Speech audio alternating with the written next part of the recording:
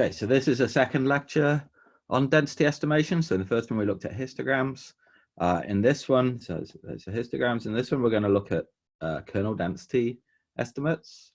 So the idea behind a kernel density estimate, again, so that remember the problem that we've got IID observations from some density P. We want to try and estimate the density. The simple idea behind the kernel density estimate is to take some kernel K, which for now you could just think of as, say, a normal. Think of K as a normal, for example, because it's simple to think about. So you take some kernel K and you place that kernel, center it.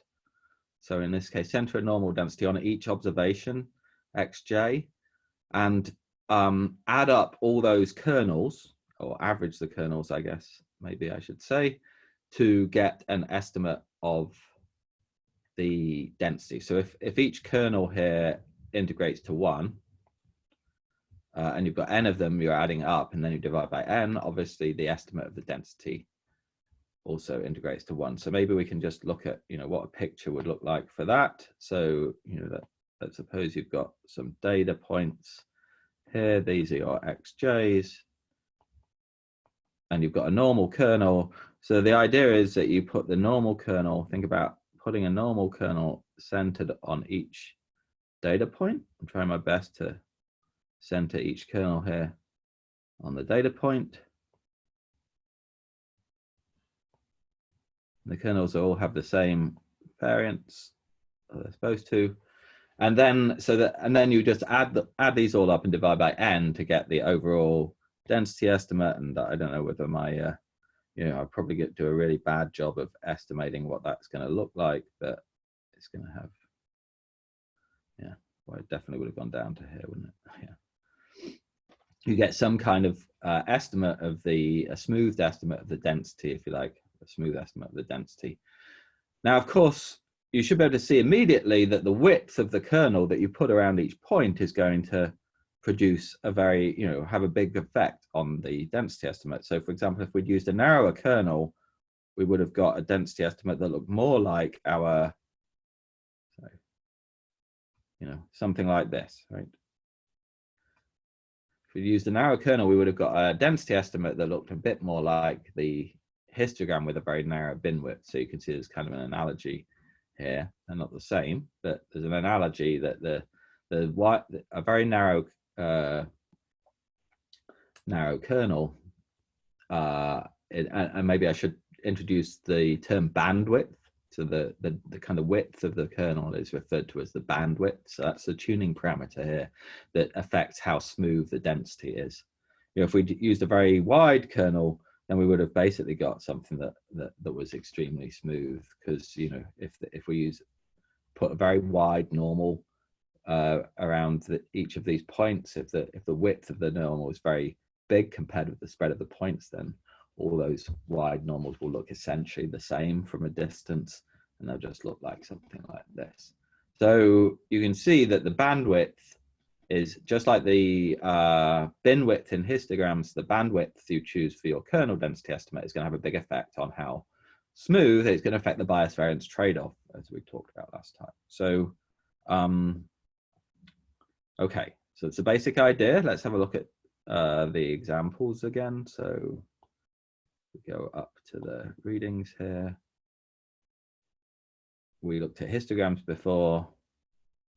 Now we're going to look at density estimates, kernel density estimates for the same data. So in order to make a histogram and then a density estimate on top of it line up, you have to be careful to plot the density so that the histogram so it's normalized, right, to sum to 1. So in this case, that's what this probability equals true here.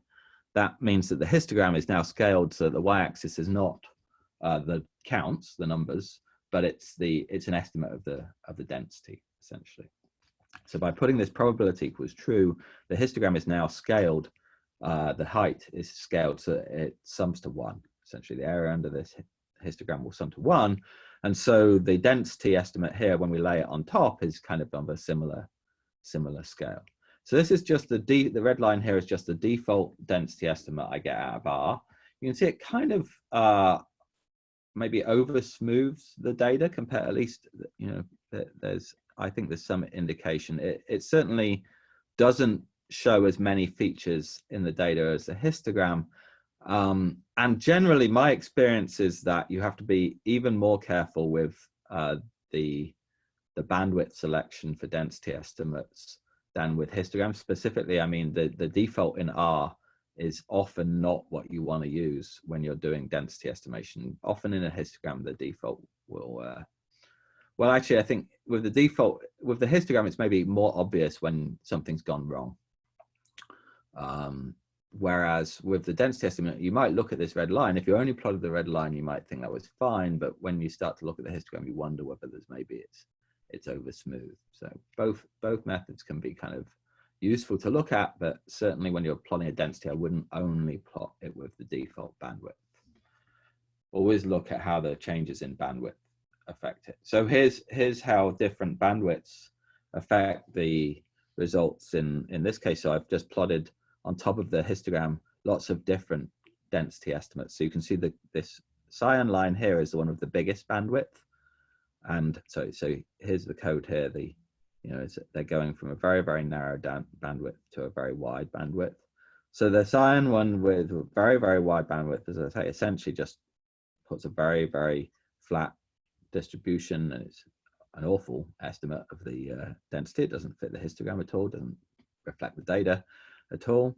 The blues are also pretty bad with a slightly narrower bandwidth. The green one is probably something closest to the nicest of all these, I'd say, and the red one is with a very narrow bandwidth. You can see you get this very spiky kind of behavior. So you have this high variance behavior. That's so that, you know, again, the sign to relate this to the mean variance, the bias variance trade-off, the cyan one is very low variance but very high bias, and so high mean squared error, and the red one is very high variance, low bias, but high mean squared error. Low bias sounds good, right? But the problem is that low bias almost always means high variance in these, at least in these kind of high dimension type settings. So you've got to be pretty careful. Low bias is not necessarily good. You want something that also has low variance. You need a trade-off. Okay, so the green one maybe looks like it might give you a good trade-off. Okay, so let me just finish with a kind of an important practical point, a little trick that you should be aware of when using density estimates. So if you look at this density estimate, if you remember, the data are constrained to lie between 0 and 2 pi here. So there's no data at -1 here. I mean, well, in the sense that there is, it's also this data here. But so there are no data out here or here conceptually, right? Or if there are, they're from the other side. So the density estimator doesn't know about that, and because of the way the kernel density estimator works, what it ends up doing is putting some weight outside the range of the data because you didn't tell it not to. So it does that. So maybe we can see that clearer if I zoom out a little bit. You can see, you know, that if you think conceptually, the data lie in this range, and so, you know, this gap here, this gap here between the histogram and the red line is saying that, you know, the red line is kind of putting weight outside the range of the data that shouldn't really be there. Now, in this particular case, we know the data are circular, so we should probably do the kind of replication that we did in the smoothing example from last lecture. But I'm going to show you a reflection trick which works for, you know, for non-circular data. So let's suppose we want to avoid this kind of behavior. Well, we could just cut off the density estimate where at the 0 and the 2 pi, right? But what happens is that the density estimate at these edges tends to be too small when you do that. Essentially, the density estimate here is being pulled down by the fact that there's no data to the left, and you don't really want to pull it down. So here's so here's the idea. You reflect the data. So here I reflect the data about both ends. So I've made the first version of the data is negative x, the next data is x, and the next data is 2 pi plus 2 pi minus x. So intuitively, what we've done is, you've taken a data set here, and then reflected it about 0. So this one goes over here, etc. And so these are going here, reflecting them about 0 to create, and so this is negative x, of course, this is x, and then I've also reflected it about 2 pi here to create 2 versions of the data. And so, or 3 versions of the data, I guess. And if you think about reflecting a density about 0, if I reflect a density about 0, it's continuous at 0, right? Any density that I reflect about 0 will be continuous at 0. So what I've done here is create a data set that has the same density at 0 as the original data, but it's continuous at 0. It doesn't have that drop off. So the idea here is that now if we apply density estimation to the augmented data, the 3 copies of the data, we're going to get a we're not going to get this drop off near 0 or near 2 pi in this case. Usually this trick is not done with 0 and 2 pi. Normally it would be done with at 0, because that's the most common location where this kind of issue comes up. Okay, so actually this example also illustrates an issue with the histogram. This is the default histogram, and you can see that now I've reflected the data about those 2 points. The histogram's really pretty ugly, right? The default histogram is far smoother than it should be. So the default, we'll see, this is closer to what the histogram should look like, and that's what the default looks like. So you can really see it's the bin width can really matter, right? Okay, so here I've put in a histogram because this reflection trick can also impact histograms. It's more important for the density estimates, but both of these it can affect both. Essentially, it affects a histogram if your first bin doesn't start where the data start and includes, let's suppose our first bin here had not started at, sorry, let's go back to our first. If the first bin had not started at 0 but had started left of 0, then the fact that there were no data outside of that range would have kind of deflated the height of our first bin. So that's when it can also affect a histogram. And actually, I think you kind of see that in this example here. This bin here is deflated compared with what it should be because it's mostly to the left of 0. That's kind of a minor point. There you go. You can see it here, right? These are actually also, at these ends. We don't care about these because we're only going to focus on the middle. But you can see that's why these points are kind of down so low, is because they're at the edge. Didn't happen on this one because the bins didn't happen to overlap the edge so much. Okay, so here's the reflected data. You should see that it's reflected about 0, reflected about 2 pi. So now we can just apply the density estimate to the whole reflected data. Okay, that's what I did. And you can see again the bandwidth issue. It's the default has chosen far too big a bandwidth. So we have to play with that to get it right. So, okay, this is a better bandwidth that I chose by manually. And now what we do is to estimate the density in the middle, we're just going to cut it off here and here. That's the idea. So that we still have these edge effects here and here, but we're not bothered about them because we only want the density estimate be in the middle. So these are sometimes called edge effects when you see things like this. things that happen at the edge of a region that are undesirable usually. And this is one way to get rid of edge effects, is to kind of make your region bigger in an artificial way and then apply your method and then chop off the edge. So that's the basic idea.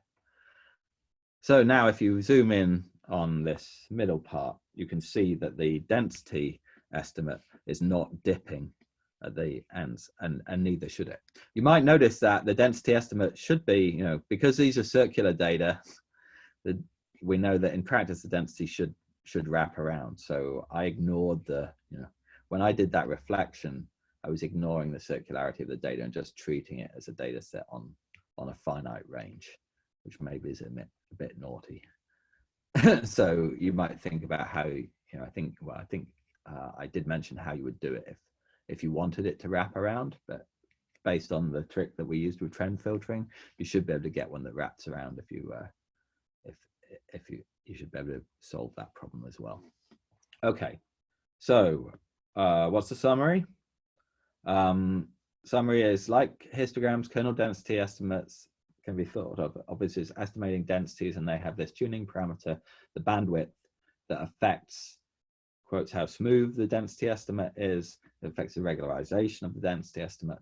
It affects the bias variance trade-off of the density estimate, and you have to be careful when selecting that bandwidth.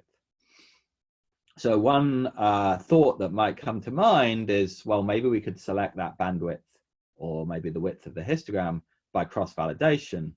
And indeed, that idea is briefly mentioned here under the CV. Sorry, here.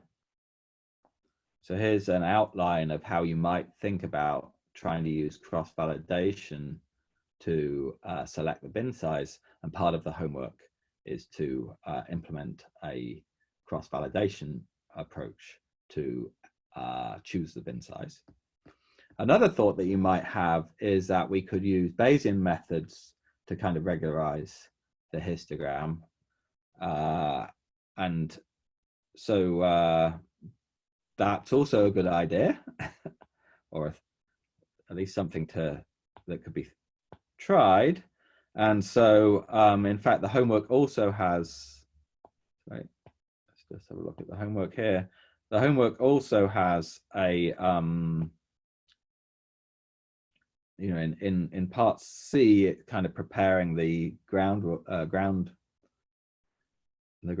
for being able to do that using a Dirichlet multinomial distribution, because if you think about a histogram, it's basically multinomial data. The number of things landing in each bin is a multinomial distribution with probability for each bin given by the probability we're trying to estimate.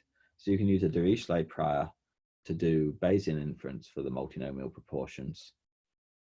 So that's what C is about. And then in D, there are, you know, this last bullet here